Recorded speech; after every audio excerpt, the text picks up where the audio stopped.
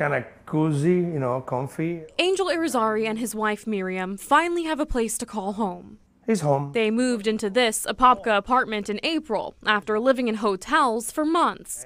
They lost their Good Samaritan Village home when the senior living community in Kissimmee flooded during Hurricane Ian. One day you got everything, you feel like you're the king of the world. Next you know, overnight you come in and you have nothing. And you feel like, wow, what happened?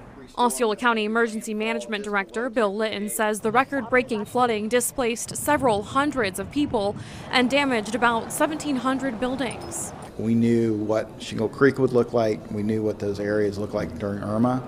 But to have almost the downtown area of Kissimmee, I had 2 hospitals surrounded by water immediately following landfall. He tells us mitigation projects are underway to prevent extensive flooding in the future, and extra resources are being prepared. The Sheriff's Office has repurposed 2 military-grade vehicles as water rescue trucks. During Ian, the National Guard helped rescue people stranded in their flooded homes, many of which sought legal help. Director of Litigation with Community Legal Services, Jeff Hussey, is representing many former Good Samaritan seniors who say after losing everything, they weren't properly compensated or were mistreated. Most of these people moved out there that we've talked to. This was going to be their final living spot. And these are all seniors, and we have people in their 70s that have 70 years worth of memories that were in their apartments or in their mobile homes that are gone. You can't replace that.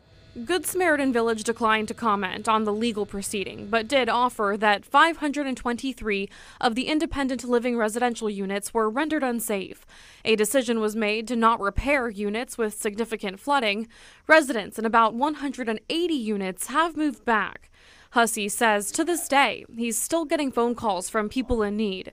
Some of the residents displaced from Good Samaritan Village are still living in hotels. As for Angel and Miriam, they're working on starting over. What would you say the biggest lesson was learned from this experience? Don't take nothing for granted. In Osceola County, Megan Mulatto, WESH 2 News.